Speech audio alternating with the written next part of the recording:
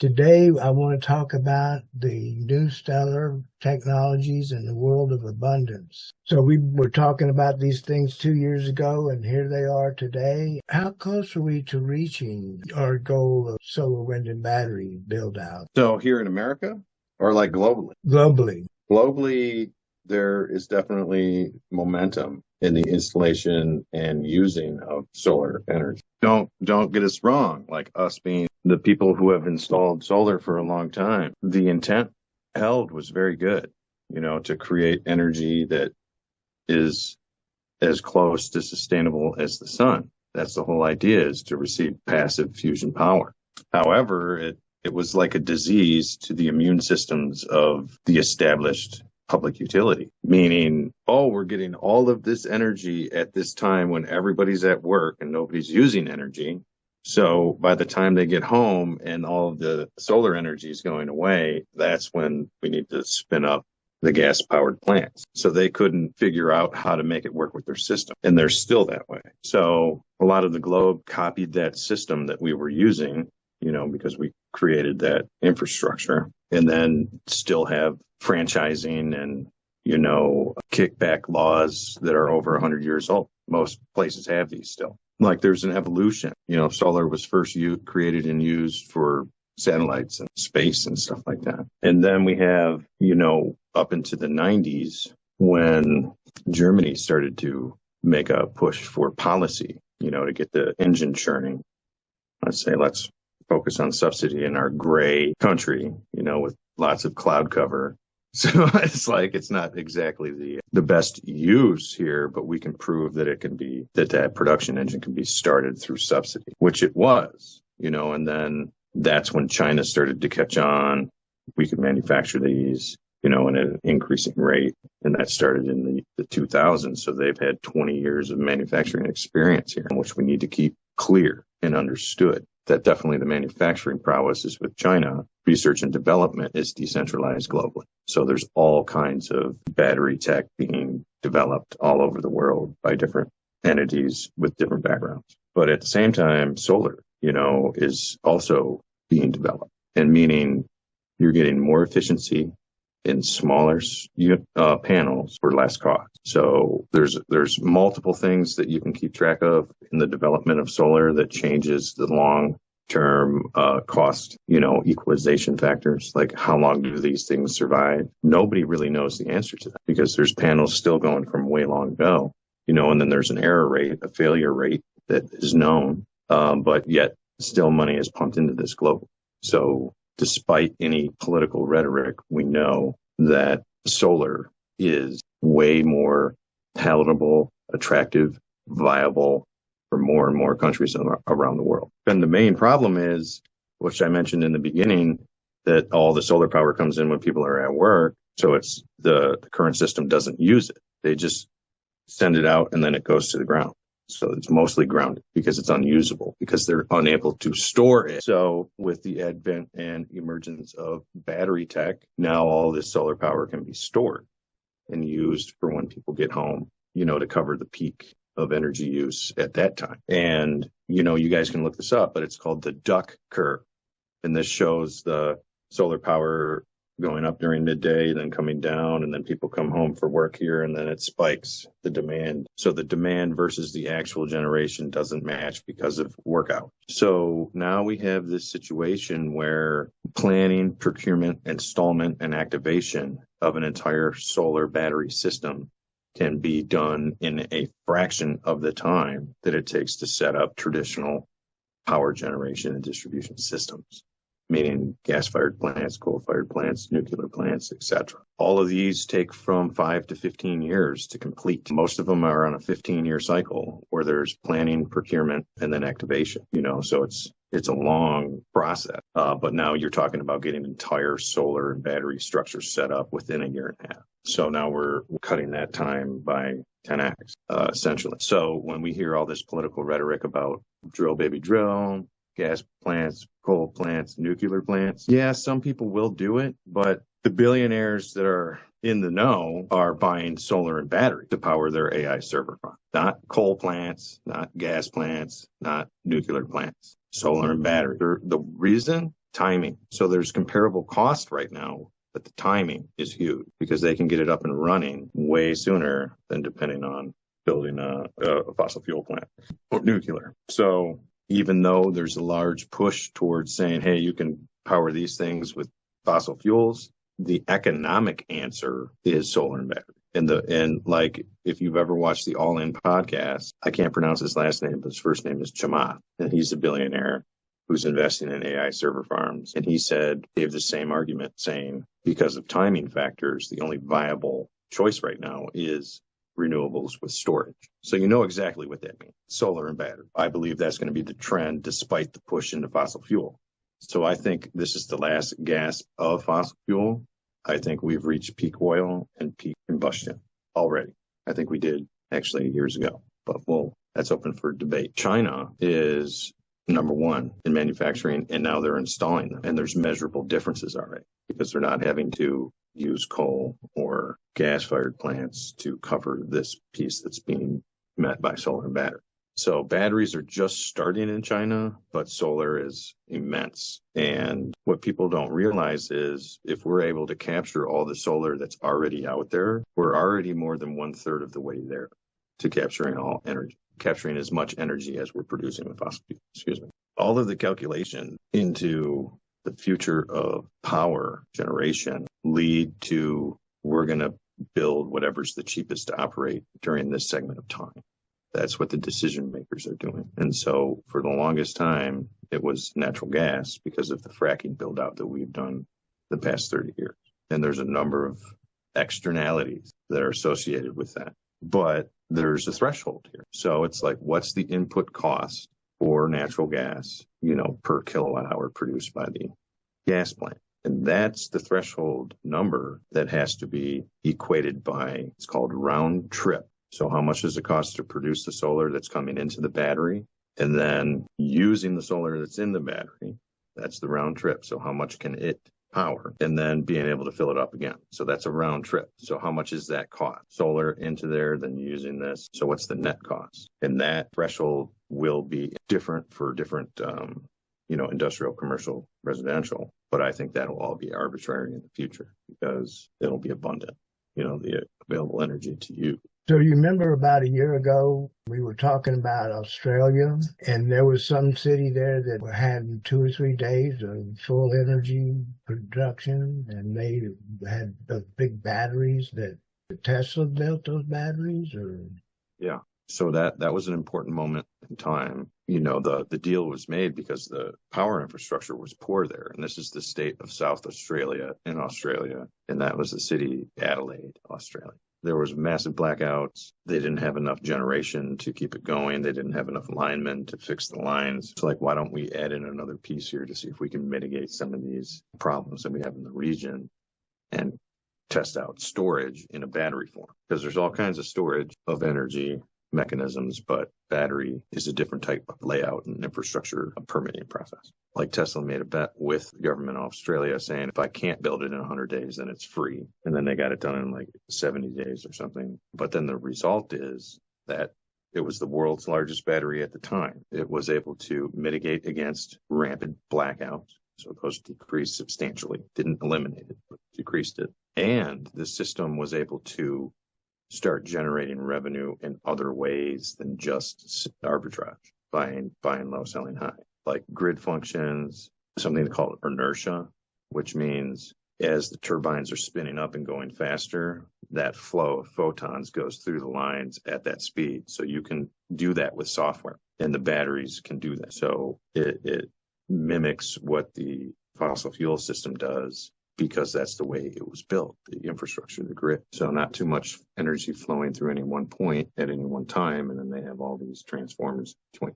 What Australia has done is they're world leaders here, and I don't even think they realize it. Their community, their citizens. They did a major push for residential solar last decade, and 2/3 of residents put solar on their house. So it's like, oh, wow, blah, blah, blah. But it's still hooked to the utility companies still profit, prices still go up because the utilities hold a lot of power, even though there's all this solar. So the latest development there is that they're now doing the same type of push from the government, but for home batteries. All right. And this is where what's known as grid defection comes into play.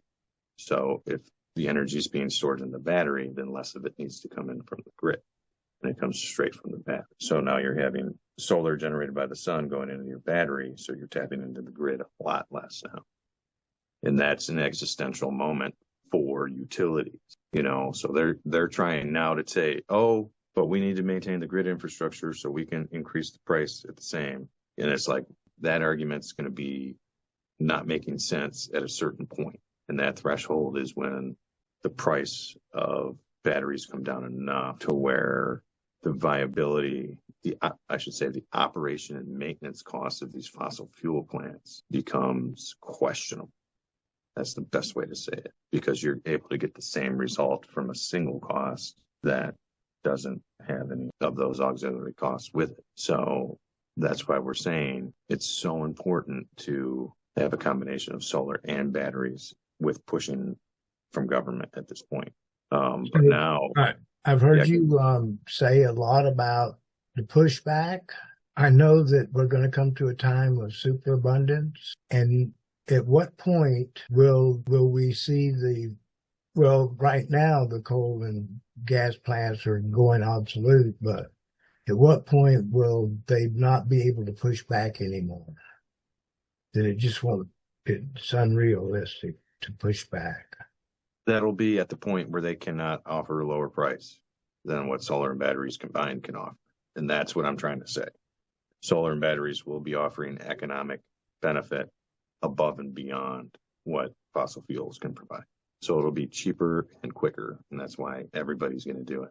So for pure economic reasons, we're going to move into this new stellar technology. Yep, and the only reason it's fossil fuel now is because it's still cheaper on average globally. But what this will enable is, so shifting from a national grid to a microgrid infrastructure is important because it mitigates against widespread large area blackout, which have been known to occur. So do you think that communities can get together and make their own little solar battery power plant for their community? Yeah, and it can be off grid. It doesn't even have to be registered or permitted. That would be pretty easy, wouldn't it? Mm-hmm. Yeah, the batteries are getting cheaper and shifting away from cobalt and nickel, which is important. And they're shifting to lithium and iron and sodium. So the sodium batteries are going to be the cheapest. They are already started mass production, but a company in China holds the patent. So until that patent is worn off, they'll be heading the way there. Now, the LFP, lithium iron phosphate patent, has worn off, I think, about 2 years ago, but there's still so much action in that market that nobody has created a generic version yet. And they're still purchasing the mass-produced ones from China. But that time's coming soon, where we'll be producing lithium iron phosphate batteries. If we get to sodium, technically we can get all the material we need from desalination plants. What kind of electrolyte mixes can be discovered to increase power density and power output. But what I'm getting at is there's all kinds of stuff in the pipeline that are going to increase the capability of both solar and batteries over time. And this is a perfect mechanism because, like, I did my master's thesis research on a company called Solar Roadway. And just imagine, like, you put down one of their solar road panels today that has today's efficiency and today's capability with the processors and computing and communications tech. And then it has a life of 20 years. All right. So you take that panel out in 20 years to either refurb or recycle, but then you have the latest tech 20 years from now tech. So who's to say the energy production of the newer panels aren't, 50% more than they were 20 years ago. All right. But then here's the thing. One of those solar road panels can be recycled into 2 or 3 of the new versions because they require less material input, yet have more capability on the other side. So these are the types of exponentials that we need to start thinking about. And just a side note on that, it would be very advantageous for us to have a transportation road system that can pay for itself outside of taxes. And I'm talking renewable energy paying for it. And this is a perfect way to do that. And then just imagine if there's batteries in these solar road panels. Oh, What I'm hearing and feeling is that technology's growing and yet it's changing while it's growing. In other words, it's like you're saying, in 20 years it'll be different. It's like every week it seems like something's different. And so not only is it growing, but it's changing exponentially at the same time. Yeah, and then if you converge AI and robotics into this, the AI can take over the research and development and make sure that it's meeting benchmarks over time. And then it can have the robots pluck out old ones and put new ones in. So like we can hand over the entire automation of this exponential to AI from a context of we want to produce more energy for less money over time. We can say protocols that are existing in the ether that are going to be maintained by AI and robots. But we have a superabundance of energy and a superabundance of labor, and we have gotten the gatekeepers out of the way. Tell me about that zero marginal cost, how it just comes down. And there's some fundamental economic principles, and one of them is known as economies of scale. And we hear about this a lot, but you can break it down even further, and how you get inserted into one of these scaled economies. During the 30s, when we were mass producing airplanes for military purposes and commercial purposes, there was a gentleman by the name of Wright, last name Wright. I can't remember his first name.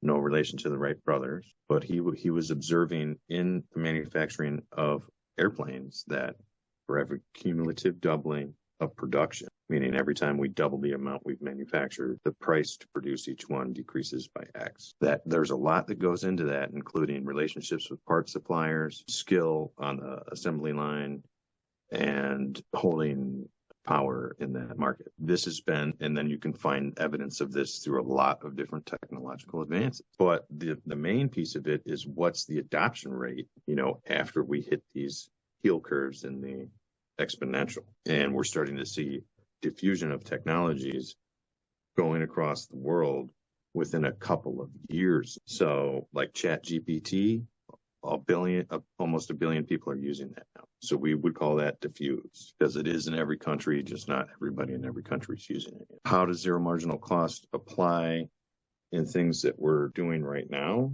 Well, in more and more things, we're starting to see that definitely in AI. You would try to create your own blog before. It would be a lot of research, a lot of time consuming content creation and images and all this kind of subject title tags. And now you just got to ask your AI, be like, and then it will build it. Then you talk with it a little bit. It's functioning on the other end. When you talk about zero marginal costs, we're seeing a lot of it on the end to produce things. So a lot of the producers are reaching a zero marginal cost in their efforts to begin production. And then we're also seeing this level of zero marginal cost economics starting to decrease the price of their goods and services. And a good example are EVs right now globally and the price of grid scale batteries. That's an excellent example. So it was $2 million 5 years ago, and now it's down below $1 million. So that's an excellent example of how zero marginal cost is hitting the energy sector right now. And then that's about to start production. Like you can say that that's just been a trickle until now. So it's like I doubt we've reached the first cumulative doubling since the origin. But then as soon as we're going to start to see cumulative doubling within months' time when all these things get spun up. You just talked about how technology spreads across the world distributively. And it's telling me that at some point with the internet and all these technologies that we will have a more sustainable and harmonious world, and within to create these intentional communities where, I said the other day, it doesn't matter if you're in a yurt, an apartment, or a house, you can be intentional now and, doing more with less and those kind of things. I would say that each crypto platform that benefits one of the necessities and, quality of life is an intentional community. They don't have to be physical. Okay. And then tell me more about that. I think there's a major confusion that we need to be actually physically together to create a community. That is fault 100%. And I think it's people's need, I don't know, to be heard or to be felt that drives that. And I would say the number one person that needs to hear what you're saying is yourself, not anybody else. Because in a stellar world, we're not here to compare or rank. You know, we're all the same. So it doesn't matter if you're together. My opinion on that, of course. But I think like an intentional community is something that's set up to create protocols to have people interact in a certain way within the system. I see an intentional community where my intention is to realize that my joy is in giving. My well-being is tied to the well-being of my community. And so it would be my intention to look for what I can do that I love to do or that it needs to be done. And that's what I consider intention. Right. And that describes crypto for sure. So all these homestead things, that describes it too, but you don't want to push that. People aren't going to move to that. They're going to want to get more integrated with what's in there, with what's available. So help me understand the crypto blockchain. It's still a mystery to me, although it shouldn't be. We've been talking about this for years, and it doesn't seem user-friendly to me. Because no, I know there is a generational thing here because sometimes it's a little frightening to me too. So understanding the fundamentals of what the technology means, you kind of understand what the vision and the value that's trying to be brought into the universe by the platform you're interacting with. So obviously not everybody thinks like that, but I do. And it's like, I see not only the promise, but the potential if this diffuses across the planet. And then I push that energy forward. Not, oh, well, that's going to be met by powers that be that say that they're going to want a piece of it. That's good that you're thinking that. That's fine. But they're going to have to offer a better deal than what this is providing. And if they can't, then I don't see where you're going with that at all. Because and all these arguments against central don't include decentral. It's just a bunch of bickering about what the central's doing. And that's, in my opinion, not good. That means that everybody's so insecure that they can't figure out that the tools exist for us to take this on our own. And I'm not talking about lifting your bootstraps up and going out there and earning a living at a job. I'm talking about taking care of your own needs through the technological advancements that exist. And people are starting to do that. So how do I get on the blockchain? I mean, is there an on-ramp? I mean, we've talked about this so many times. I guess. Well, it's all the wallet. So you have your Web3 wallet and then you connect the wallet and that's all you got to do. But people are going to be like chasing silver, shiny things and connecting their wallet to scammers and then getting drained. So it's important that you have a good supportive group with you as you're learning, or, just have a vow to yourself that you're only going to use this amount of money because you can lose any of it at any point in time if you send it to the wrong place or connect to the wrong wallet. But that can all be digital. It doesn't have to be like at your local Kroger or anything like that. So one of the advantages is, one of the fears that, I don't know, it's a concern that I have is that government can turn off the money. In other words, I have an account. They can just shut down my account. But with blockchain, they can't do that, right? It's evolving towards that. I'd say since you still convert back and forth between fiat and crypto, yes, they still have control over that. But that will be the policies that we're starting to see now are going to allow us to spend our crypto and not convert back to dollars. So when that happens, massive changes are coming. So when we don't have to reconvert back to fiat. Right, when we can just buy goods and services with the crypto that we have. Yeah, and some of it will be dollars, but in crypto form.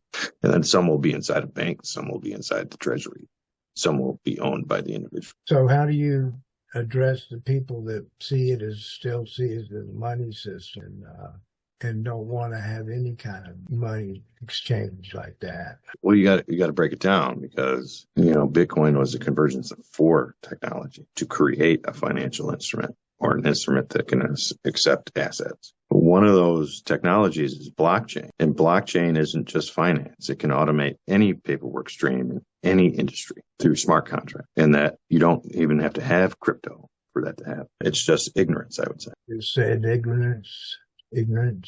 Yes, I'm ignorant. Because, okay, smart contracts, blockchain, immutable data. Right. And then the convergence converge that with peer to peer. So all cryptos are peer to peer unless they're central. Most cryptos are decentral, which are peer to peer. So you have peer to peer and blockchain, you can do anything. Last night in a meeting, Nathan explained the large language models and how they're just an extension of that pick a word, like on your phone when you're typing, it tries to guess the next word for you. He said that's just that technology gone supernova kind of like. Yeah, And there's a lot of updates there. But yeah, technically, yeah. and then he said it's not AI. The large language models is not AI. I didn't understand. I've been saying that for a while, and people don't get it. Like it's not these chat bots. It's the convergence of agents with their IP. That's AI. When you have a prompt and a purpose, and then it connects to the large language models to get the data to perform that, that's AI. For now, but there's loops being created where large language models aren't even necessary. So you have things like large action models, large decision models, all these different things that have specific coding to do specific things for sure. But then we're looking for the general one that can do everything, and that's still on the way. Last night, this guy, he took the new paradigm moneyless society chatbot and he asked it about being a vegan. And then he got into this thing called, I can't remember what it is, but it's like beyond veganism. It's like a whole way of being, talking about the fermented food. So he made it, he kept asking it questions and he recorded the whole thing and then had AI put artwork behind it Awesome. for about 10 minutes. It's like, so, it's like he was just playing with it, but it told me about a whole new way of thinking about food and agriculture and how we relate to animals and the planet. I think we're on the verge of communicating with animals in real time, and AI is going to teach us how to do that again. I should say. I think we were doing this before, during the last cycle. Like I think humans had much more ability than we do now. So does that go along with this increased telepathy type feeling that I have sometimes? I feel more like I'm connected to some kind of idea that's bigger than, it's like all of us together making up this idea that because I hear other people saying the same thing I'm thinking, and I'm just saying we're all somehow tied into this. Yeah, exactly that.